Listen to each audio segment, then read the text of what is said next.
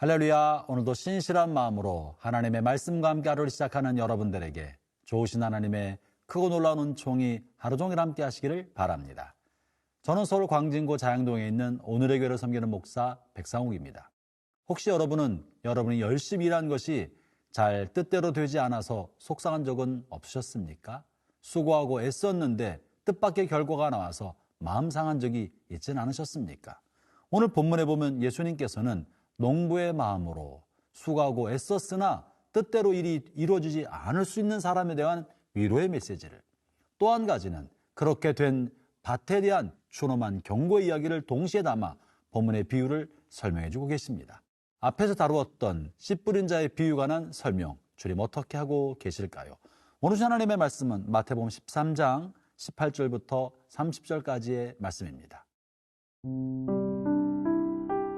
마태복음 13장 18절에서 30절 말씀입니다.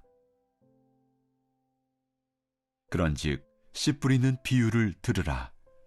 아무나 천국 말씀을 듣고 깨닫지 못할 때는 악한 자가 와서 그 마음에 뿌려진 것을 빼앗나니, 이는 곧 길가에 뿌려진 자요. 돌밭에 뿌려졌다는 것은 말씀을 듣고 즉시 기쁨으로 받되 그 속에 뿌리가 없어 잠시 견디다가 말씀으로 말미암아 환난이나 박해가 일어날 때는 곧 넘어지는 자요. 가시떨기에 뿌려졌다는 것은 말씀을 들으나 세상의 염려와 재물의 유혹에 말씀이 막혀 결실하지 못하는 자요. 좋은 땅에 뿌려졌다는 것은 말씀을 듣고 깨닫는 자니 결실하여 어떤 것은 100배, 어떤 것은 60배, 어떤 것은 30배가 되느니라 하시더라. 예수께서 그들 앞에 또 비유를 들어 이르시되, 천국은 좋은 씨를 제 밭에 뿌린 사람과 같으니, 사람들이 잘 때에 그 원수가 와서 곡식 가운데 가라지를 덧뿌리고 갔더니 싹이 나고 결실할 때에 가라지도 보이거늘 집주인의 종들이 와서 말하되, 주여, 밭에 좋은 씨를 뿌리지 아니하였나이까? 그런데 가라지가 어디서 생겼나이까? 주인이 이르되, 원수가 이렇게 하였구나. 종들이 말하되, 그러면 우리가 가서 이것을 뽑기를 원하시나이까? 주인이 이르되, 가만두라. 가라지를 뽑다가 곡식까지 뽑을까 염려하노라. 둘 다 추수 때까지 함께 자라게 두라. 추수 때에 내가 추수꾼들에게 말하기를, 가라지는 먼저 거두어 불사르게 단으로 묶고 곡식은 모아 내 곡간에 넣으라 하리라. 씨를 뿌리는 농부에게 가장 중요한 것은 씨앗입니다. 어떤 씨앗을 뿌리냐에 따라 그 밭이 어떤 종류의 밭이 결정되지 않겠습니까? 배추밭, 무밭, 딸기밭. 씨가 가장 중요한 것입니다. 그런데 오늘 본문에는요, 똑같은 씨를 똑같은 농부가 뿌렸습니다. 그러나 전혀 다른 결과를 갖게 된 것이죠. 무엇 때문에 그런 것입니까? 그것은 바로 씨가 떨어진 땅, 즉 밭이 다른 밭이었기 때문에 그렇습니다. 땅의 성질에 따라 전혀 다른 결과가 나온다는 사실을 본문은 보여주고 있습니다. 그렇다면 씨가 떨어진 땅인 이 밭은 무엇을 의미하겠습니까? 오늘 본문 18절과 19절에서 말씀해주고 계시는데요. 그런즉 씨 뿌리는 비유를 들으라.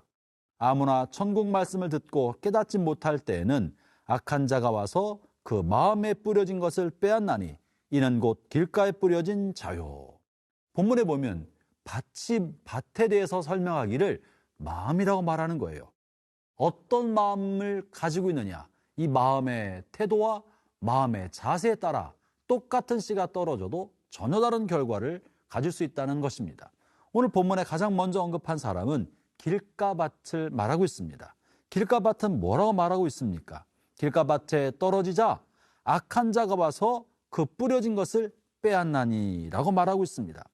이것은 그 마음밭에 하나님의 말씀의 씨앗이 깊게 떨어지지 못했다는 것을 말합니다.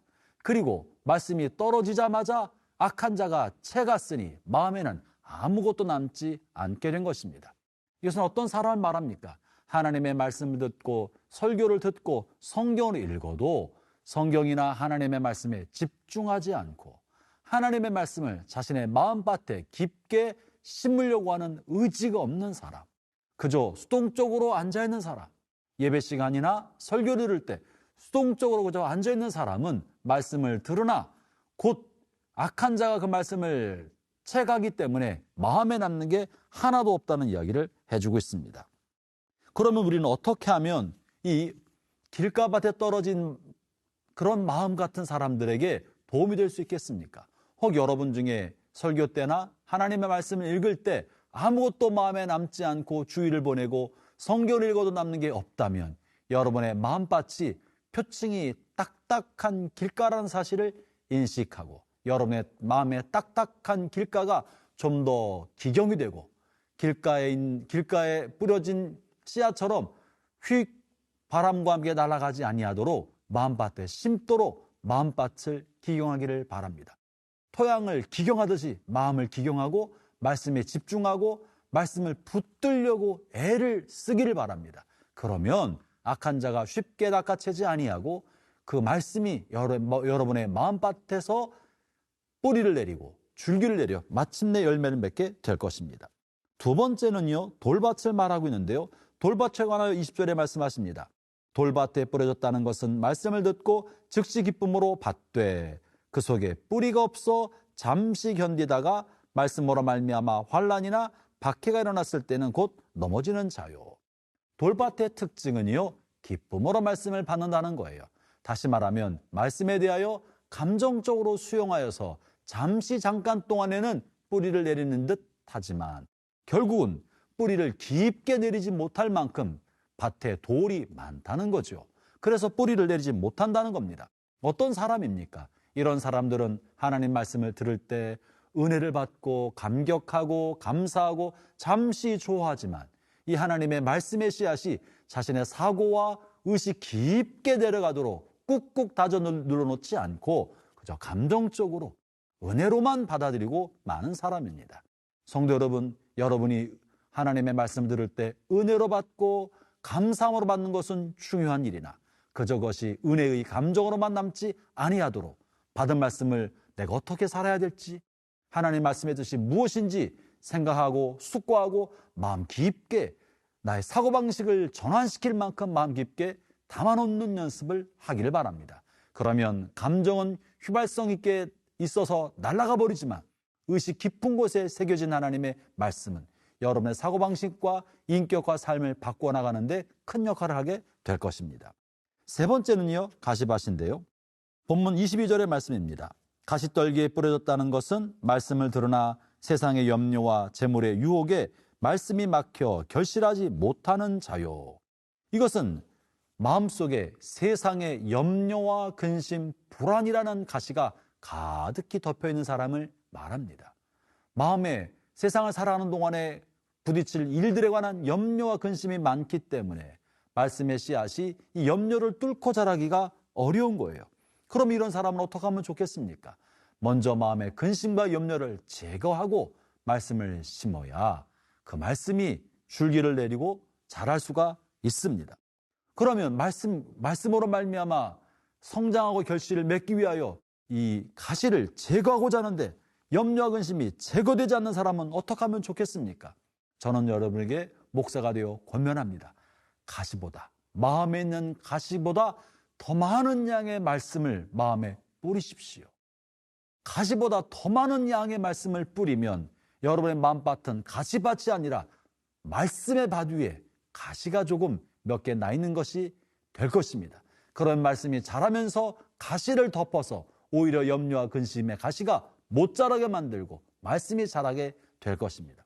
어떻게 그러면 더 많이 말씀을 뿌릴 수 있습니까? 성경을 많이 읽고 성경 공부를 많이 하고 염려와 근심이 일어날 때마다 성경을 읽고 성경 공부하고 말씀을 묵상하는 시간을 가지십시오. 염려가 일어날 할 때마다 말씀을 더 많이 읽으십시오. 그러면 염려가 사라지고 여러분의 마음은 말씀밭이 될 것입니다.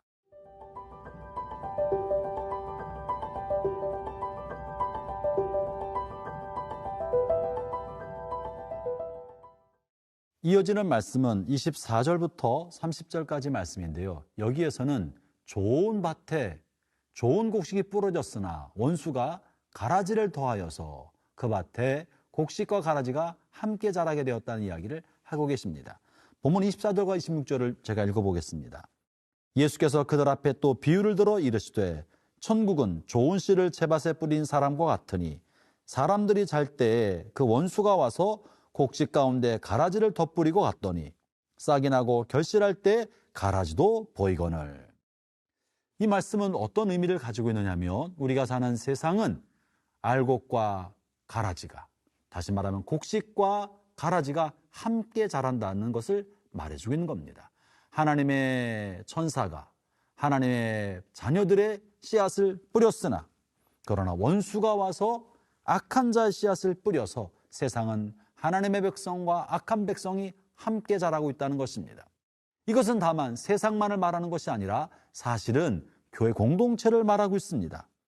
천국은 좋은 씨를 제밭에 뿌린 사람과 같으니 이렇게 24절이 되는 것을 볼 때 자기 밭이니까 교회 공동체인 거예요. 교회 공동체 안에 하나님의 백성도 있고 악한 자가 뿌려놓은 가라지도 함께 자란다는 것입니다. 그런데 이것을 잘 보면 저 사람이 가라지인지 곡식인지 알아차릴 수 있다고 합니다. 본문 26절에서도 싹이 나고 결실할 때 가라지도 보이거늘. 함께 신앙하는 사람들, 신앙생활하는 사람 중에 어떤 사람은 아무리 봐도 믿음이 없는 사람이고 교회 공동체를 해코지 하는 사람 같고 이간질하는 사람 같고 나쁜 사람 같고 거듭나지만 않은 사람처럼 보이는 사람들이 있을 수 있습니다. 이럴 때 어떻게 해야 합니까? 우리 마음 같으면 다 뽑아내고 좋은 사람만 두고 싶으나 주님께서 뭐라고 말씀하시냐면 29절에 이렇게 말씀하십니다. 주인 이르되 가만두라. 가라지를 뽑다가 곡식까지 뽑을까 염려하노라. 30절 앞부분에는요. 둘 다 추수할 때까지 함께 자라게 두라. 그러면 추수할 때 주님께서 가라지는 다 거두어서 불사르겠다고 말씀하고 계십니다. 교회 공동체가 그렇습니다. 어떤 사람들이 가라지처럼 보여도 뽑으면 안 됩니다. 내쫓으면 안 됩니다. 야단치고 탓하여서 그 사람을 떠나게 하면 안 됩니다. 우리는 누가 진짜 가라지고 누가 진짜 곡식인지 모릅니다. 겉보기에는 정말 가라지 같아도 하나님의 은혜와 하나님의 섭리의 손길 가운데 그가 어느새 바뀌어서 신실한 하나님의 사람일 줄 아무도 모릅니다.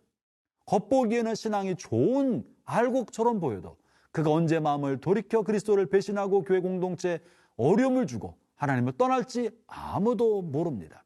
그러므로 우리는 그 사람이 알곡인지 가라지인지 따질 것이 아니고 그 사람이 신실한 사람인지 믿음이 없는 사람인지 너무 분별하려 하지 말고 그리스도 안에서 그저 사랑하고 그리스도 안에서 격려하고 함께 신실한 믿음을 함께 싸워나갈 믿음의 동역자요 형제자매로 대하고 사랑하는 것이 마땅합니다. 우리가 사랑하고 용서하고 품으면 마지막 때 주님께서 알곡과 가라지를 주님께서 골라내 주실 것입니다. 형제자매 여러분, 교회 공동체를 사랑하십시오.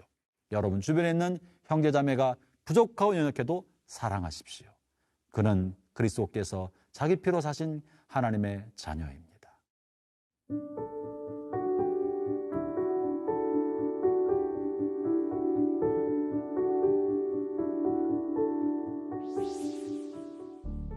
하나님 아버지, 저희 마음밭이 길가밭이나 돌짝밭이나 가시떨기밭이 되지 않게 하여 주시고 하나님의 말씀을 잘 받는 좋은 밭 되게 하여 주옵소서.